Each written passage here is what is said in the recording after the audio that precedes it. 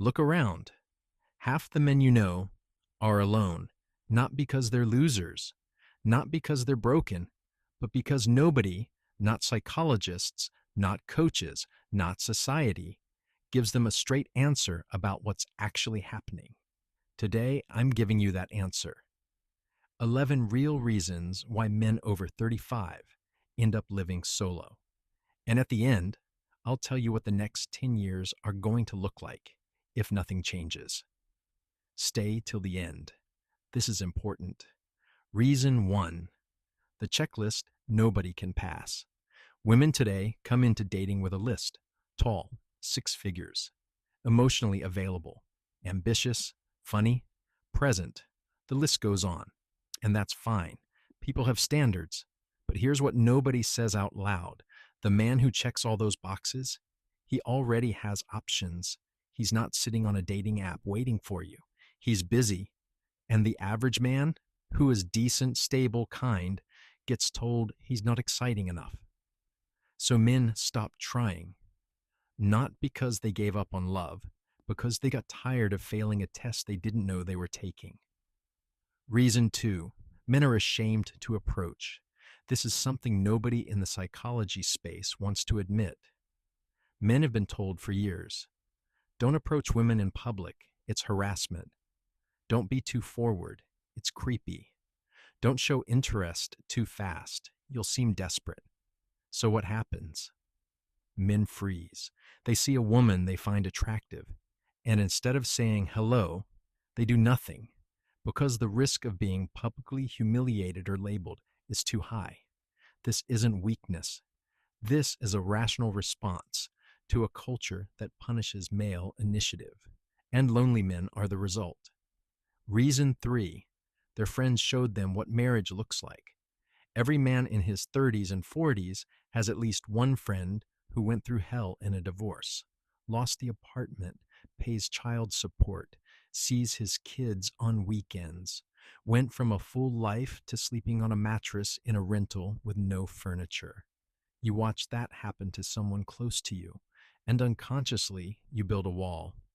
Not because you hate women, because you're terrified of becoming him. This is not paranoia. This is pattern recognition. And men are very good at pattern recognition. Woof. Reason 4. Dating feels like a job interview where you always lose. First date, you pay. You planned. You drive. You think of topics. You try to be interesting. You manage her comfort. You manage your nerves. You perform. And then she says, "You're a great guy, but I just don't feel the spark." After that happens enough times, a man stops seeing dating as a path to connection. He starts seeing it as a ritual of rejection dressed up as romance, and he quietly opts out. Reason 5. No apartment, no serious conversation. In many cities, if a man doesn't own property, he's invisible. Women in their 30s have been through enough to know what they want. They're not interested in potential. They want stability now. And a 38-year-old man renting a one-bedroom, to a lot of women, that signals something went wrong, even if it didn't, even if he's been building something real for years. Nobody talks about how much financial gatekeeping exists in modern dating. It's real, and it locks out millions of good men. Reason 6. The internet taught men they're the problem. Spend 30 minutes online. You'll find threads, videos, posts, all saying the same thing. Men are toxic. Men are the issue. Men need to do better. Men need to change. Now imagine being a man who's never hurt anyone, who works hard, who tries to be decent, and every day the message is, you are the problem. At some point, men stop engaging. They go quiet, they withdraw. And society calls it emotional unavailability. No. It's self-protection from a conversation that was never designed to include them. And now, a hard response to the psychology industry. Listen carefully. I want to say something directly to every life coach and relationship psychologist pushing content at lonely men. Stop telling men to work on themselves as if the problem is entirely internal. Stop saying the right woman will come when you are ready.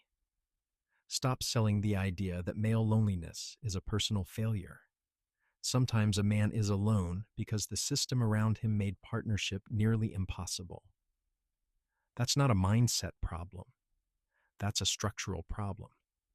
And no amount of journaling fixes a structural problem. Reason 7. Solitude becomes a personality. Here's what nobody warns you about. After 2 or 3 years alone, you stop missing people. You build routines. You eat when you want.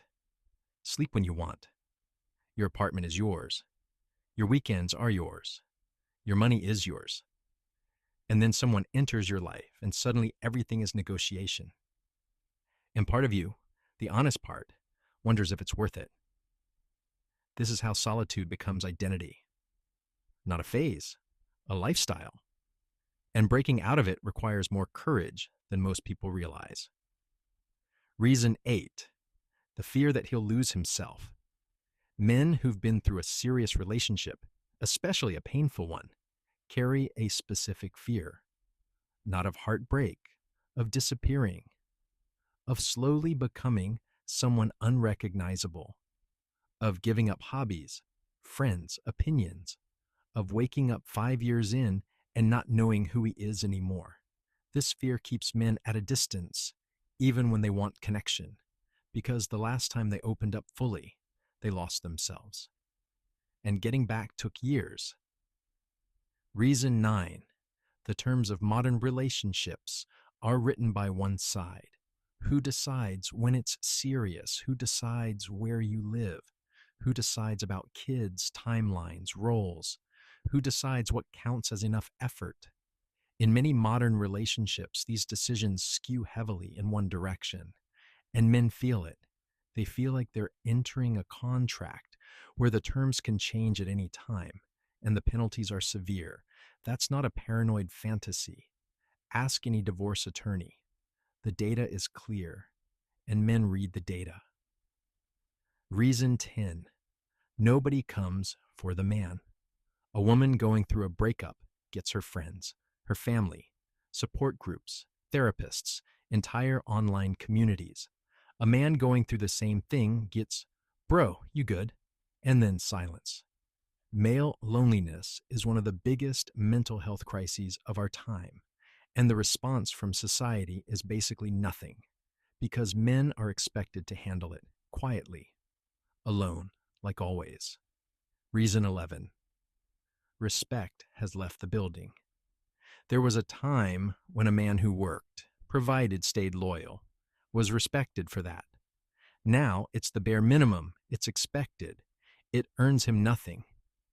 And a man who doesn't feel respected doesn't feel seen. A man who doesn't feel seen withdraws. This is not complicated psychology. This is basic human behavior. My forecast for the next 10 years. I'll be direct. If nothing shifts culturally, male loneliness will get worse, not better.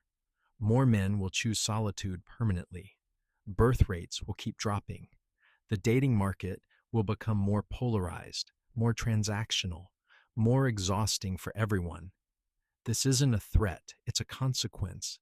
Systems produce outcomes, and the current system is producing lonely men and frustrated women who can't understand each other.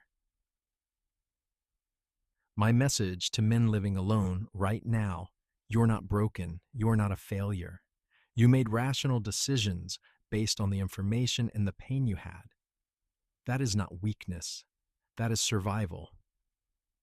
But I want to ask you something honest. Are you choosing solitude, or have you just stopped believing you deserve more? Because those are two very different things. What actually helps? Real steps, not the usual advice. First, understand your pattern. What specifically made you close off? Name it. Be precise. Second, rebuild your social circle, not for dating, for aliveness. Men without male community deteriorate. Find yours. Third, Redefine what you want from a relationship, not what you're supposed to want, what you actually want. Write it down. Fourth, accept that vulnerability is not the problem. Unstrategic vulnerability is. Learn the difference. And finally, if you've been alone for a long time, the hardest thing isn't finding someone. It's deciding you're worth finding someone for. Start there.